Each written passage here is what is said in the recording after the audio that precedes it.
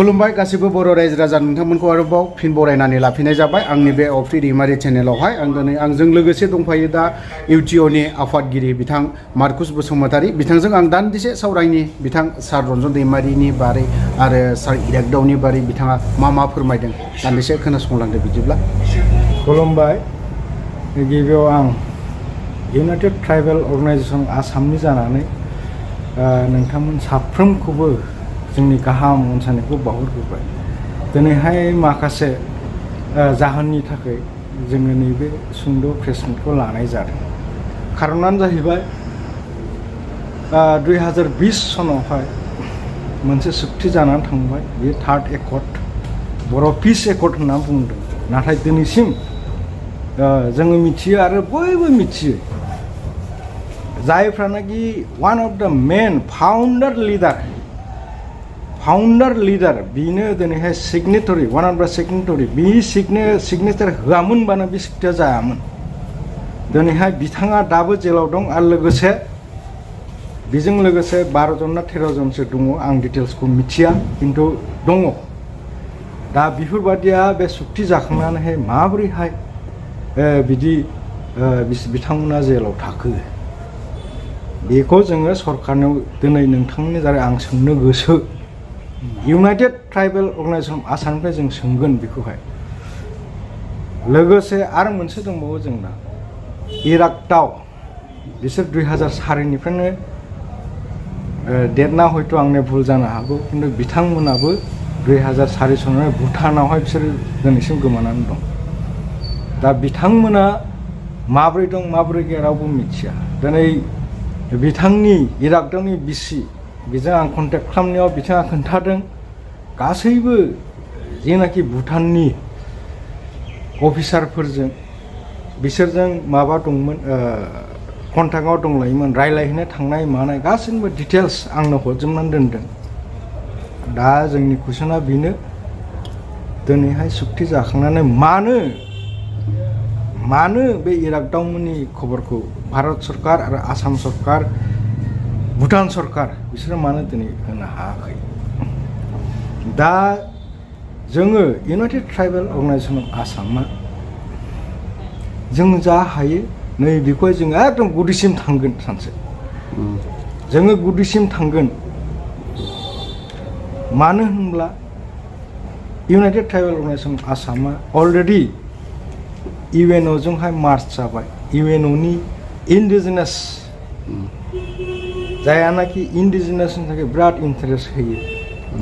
इन्डिजिनासखौ नायो, सरकारनि अनगायैबो बेबायदि प्लेटफर्माव जोंखौहाय सुबिदाखौ होबाय। जोङो बेबायदि चेनेलखौहाय मोनबाय। दिनैहाय जोङो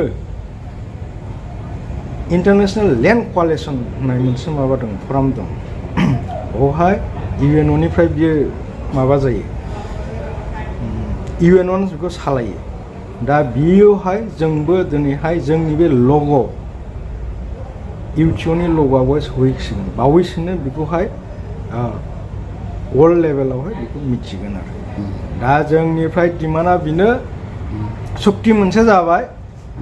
मानो दिनैहाय सासे सिगनेटरिया दिनै मानो जेलाव दं, लोगोसे बेजोंहाय माखासे केडार्सफोर दं, लिडार्सफोर दं, बिसोरो मानो माबायाव दं, जेलाव दं। दा बेनो जोंनि कुइसना। आसाम सरकार, बिटिसि सरकार, ओमफ्राय भारत सरकारनिसिम बे जोंनि सोंनाय। दा जोंनि बुंनांगौआ नोंथांमोननि दारै इउटिअनि बुंनांगौआ बेनो, जोंनि सोंनायसो दिनैनि बे प्रेस मिटआ। नोंथांमोना सानो नामा जे रन्जन दैमारिखौ बा जेलाव जायफ्रा उदां जायाखै बिथांमोना मा जाहोननि थाखाय उदां जायाखै, नोंथांमोना बावहाय मा बुंनो सानो? बे डाइरेक्ट पलिटिकेल कनस्पिरेसि, बे डाइरेक्ट बे सोरना आं बेखौ बुङा, डाइरेक्ट बुंबाय आङो, बे पलिटिकेल कनस्पिरेसि। दिनैहाय जुदि बै 2020 सनाव जानाय सुक्तिया पिस एग्रिमेन्ट मोनब्ला नंथारगौयैनो बिसोर बयबो गजोबनांगौ। दिनैहाय पृथिबियावहाय बुहुमावहाय नोंथांमोना जुदि नायोब्ला सासेबो बेबायदि मोनसेबो उदाहरन गैया। मोनसे पिस जाखांनायनि उनावहाय सुक्ति जाखांनायनि उनावहाय बे लिडारा ओमफ्राय बिनि केरासफ्रा जेलावहाय बेबायदि लाइफ इमप्रिमेन्टजों मोननाय जेबो उदाहरन गैया सोरबा होयोब्ला होथोंसै खिन्थु गैया जोंनि नोजोरावहाय जों नुदों बेवहाय सासेबो गैया दिनैहाय भारत सरकारा नेताजी सुभाष चन्द्र बस बै गडसे जाया महात्मा गान्धीखौ गावथारदों दिनैहाय माबा दङ खुदिराम होननाय बिसोरबो फासि होजादों बिसोरखौहाय दिनै हिर' बानायो हा दिनैहाय NDFB-आ मानि थाखाय बे अस्त्र देनो नांखो अस्त्र देनायनि खारनाबो भारत सरकारानो बाध्य खालामदों मानो होनब्ला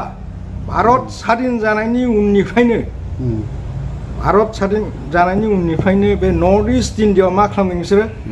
आर्म फर्स स्पेसियेल पावार एक्ट आबसा जायखौ होनदों 1958 बेखौ बाहायदों मानो बे थागिबिफोरखौ नासयनो दिनैहाय जोंना बे NDFB-नि सोमावसारनायावहाय एफाग्राब मानसि थैबाय बे जों माने जेबो गुनां गैला आरो दा नोंथांमोना सानो नामा बे पिस एकर्ड बा गोजोन गोरोबथायाव माने सोरबा सासेनि फाव फान्दायनि होननासो सानो नामा नोंथांमोननि इउटिउब आफादा बियो सोरबा सासेनिल' नङा बबेबा मोनसे बे दल संगठननि बेवहाय सरि पलिटिकेल पार्टिनि दल संगठन बुंनाया आंना भुल जाबाय खिन्थु बेयो पलिटिकेल पार्टिनिबो बे कनस्पिरेसि जों बिदिखौ सानो आरो नोंथांमोननि आफादा इउटिअ आफादा दिनैहाय ट्राइबेलफोरनि थाखाय बिदिनो मा खामानि मावदों जोंनि मावनायाथ' जों बहुत मावबाय ओमफ्राय दा जोङो बिसेस करि जोंनि संगठना जेलानिफ्राय जोङो जागायजेनदों 2014 जों दादों 2015आवहाय जोङो बेल ब्लकनि थाखाय जोङो जोंनि संगठना लिगेल प्रसेसआव थांग्रा नालाय जोङो 2014 सनाव दानायनि उनावहाय बे 2015आवहाय जोङो बे बेल ब्लकनि थाखाय मोनसे केस होदोंमोन जेसेबांनाखि बेवहाय इलिगेल इनक्रचारफोर दं जोंनो होनाय रिपर्ट मथेब्ला माने बे अनलि बे BTC ओनसोलावनो 4,50,000 बिगा हाखौहाय इलिगेल इनक्रचारफ्रा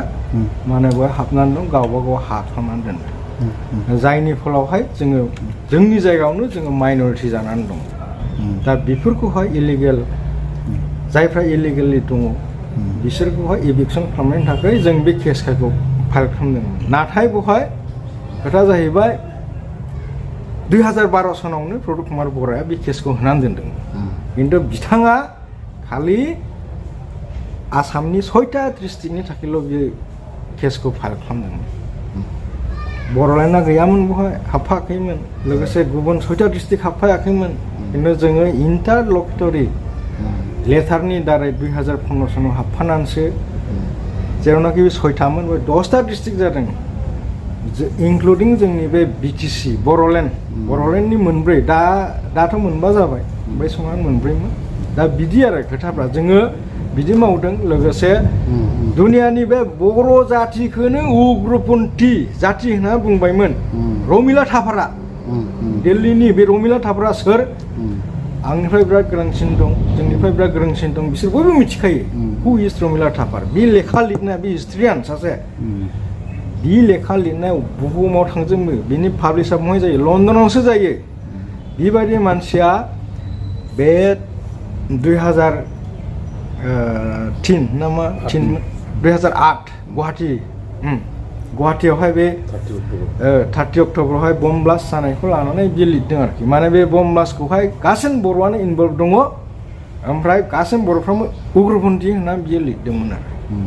माने डाइरेक्ट बिदि लिरनाखै खिन्थु बे लिरनायनि मिनिङा बिदि बुजायदों दा बेखौ जोङो जों रावखौबो नुवाखै खिन्थु बेखौ अप'ज खालामनाय नैबे इउटिअ जोंल'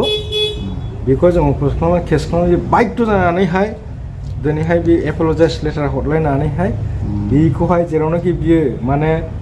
नर्थ इस्टनि मोनसे हिस्ट्रि लिरदोंमोन बेवहाय मा लिरदों नर्थ इस्टआव सोर उग्रपन्थी संगठन दं एक्सट्रिमिस्टफोर दं होनना बुंदों बेवहाय बुंदों आल्फा दं नक्सालाइट दं होननानै लोगोसे मा बुंदों दा बड'स होनना बुंदोंमोन बियो दा जों बे बड'स होनाय लोगो लोगो मा बर'आ जाथि नंला जोङो उग्रपन्थी संगठन दा जोङो बेखौहाय नोङो लेखा लिरदों थिगैनो दं खिन्थु नोंथाङा बहाय मानो बर'स लिरखो बहाय नोङो सोरबा संगठनखौ नोंसोर उग्रपन्थी बुङोब्ला नों बिसिनि नाम ला होननानै जों बिदिखौ बुंदों आरोखि ओमफ्राय जोङो बिनि एगेन्स्टआव केस होनानै आरो केसखौबो जों एट्रसिटिस एक्टआव होदों बाध्य जानानै बे उइथड्र खालामनांबाय नेक्स्ट एडिसनावहाय जोङो बेखौ माबागोन बेखौ दाननानै बहाय बर'नि जायगायाव बै संगठननि नामखौ जों होगोन होननानै बेयाव एपलजाइस लाहोदों लोगोफोर नोंथांमोना नुबाय जानांगौ आंजों लोगोसे बिथां इउटिअ आफादनि आफादगिरि मार्कुस बसुमतारी बिथाङा आंनो दान्दिसे सम होनायनि थाखाय बिथांखौ हामबाय होननानै बुंदों थ' आं भिडिअखौ बारा गोलाव खालामनो सानाखै बावहायनो दोनथ'बाय हामबाय आंबो हामबाय होनबाय नोंथांखौहाय आरो आसा खालामदों बेबायदिनो सम सम जोंबो नोंथांनि दारै नंगौ खोथाफोरखौ बुंनो मोनगोन होननानै जों आसा खालामबाय हामबायसै गोजोन्थों